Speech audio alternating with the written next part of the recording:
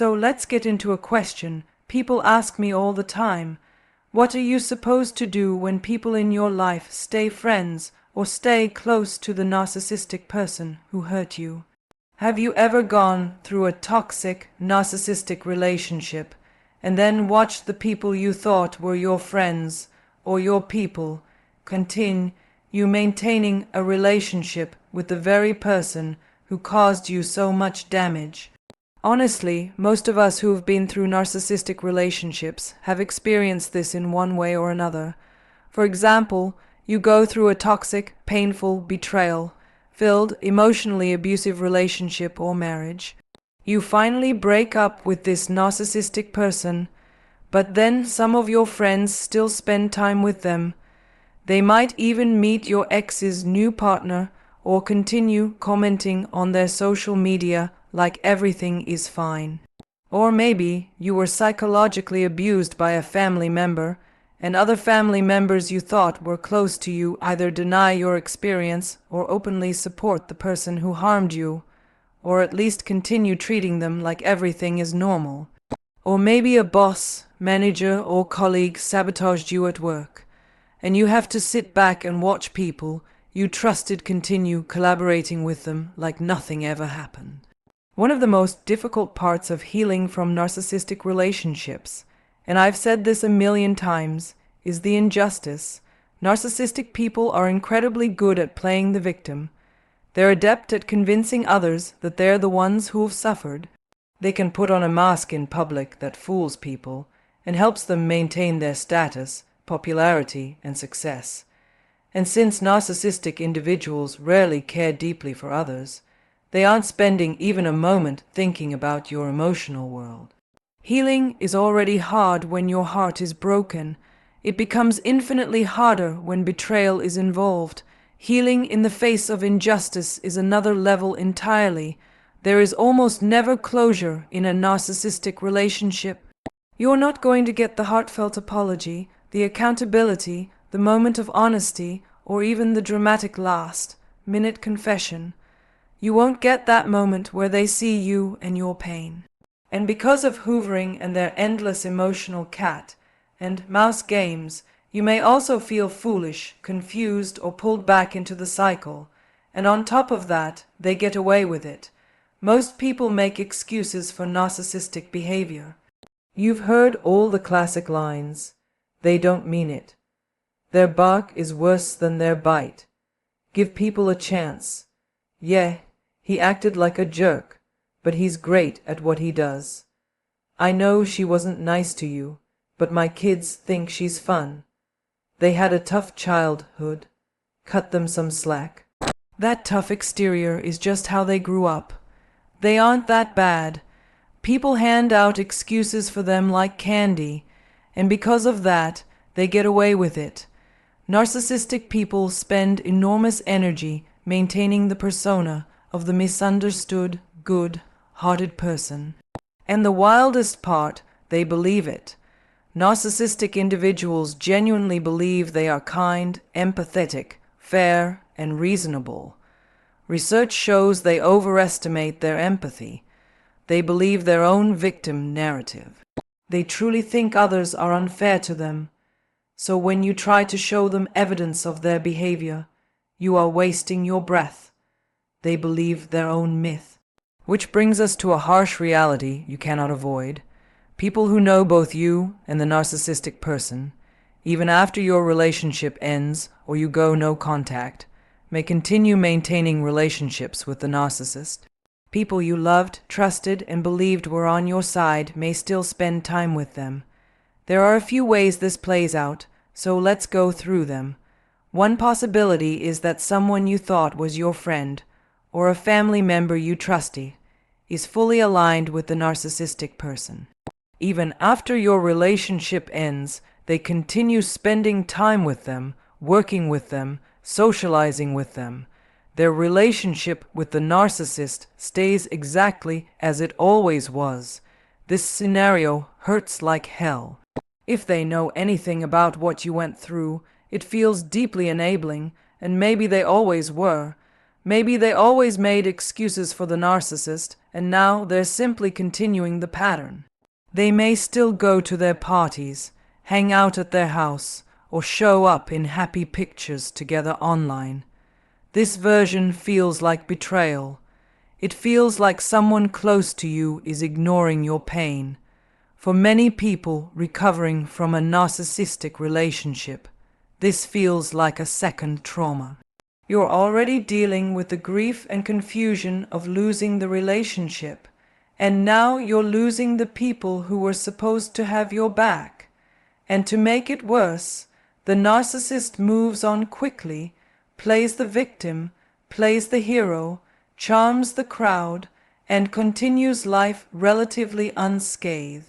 In some cases, the people who stay close to the narcissist are self-serving enablers. They benefit from the relationship with the narcissist. Maybe they get attention, validation, access, opportunity, or social currency from being associated with them. Maybe they like being connected to someone charismatic or powerful. Some people want to look neutral or diplomatic. Some have fixer tendencies. Some have their own manipulative motives. It varies. This scenario is the hardest because these same people may even gaslight you. They may tell you that you're being unreasonable for expecting them to distance themselves. They may accuse you of being dramatic or entitled. And if you've ever gone through a normal breakup with someone who wasn't narcissistic, you know the difference. Ordinary breakups hurt, but narcissistic breakups feel like psychological demolition. So watching people stay friends with your narcissistic ex hits differently. The grief is enormous because you're not only grieving the relationship, you're grieving the people you lost around it. And you start wondering, do I have the right to expect someone to stop being friends with someone who hurt me? But that's not really the right question. The real question is, what does their choice reveal about who they are, and what do you need to do to protect yourself? In some cases, your friend might have known the narcissistic person long before you, or maybe they're able to say, I understand, what they did wasn't okay, I'm here for you. That feels different, which takes us to another scenario. Sometimes a friend or family member has ongoing contact with the narcissistic person because they have no choice. Maybe they work together, maybe they're in the same family structure and can't easily cut ties. Maybe they're involved in logistics, caregiving, finances, or responsibilities that tie them to the narcissist. Even here, this can go two ways. They might gaslight you and downplay your experience. That will hurt. Or they might say, I see what they did to you. I still have to be around them, but I'm not blind to it. That helps. It's not perfect, but it's workable. Another version is when someone lies about still having contact with the narcissistic person. This feels like a secondary betrayal. It's like a friend affair. They see them behind your back, minimize it, or make up excuses. You may even see proof, photos, screenshots, messages, but they still deny it. That's painful on multiple levels, and then there's the most devastating version. The person in your life chooses the narcissist over you. They end their relationship with you. You may never know why. Sometimes it's because the smear campaign worked.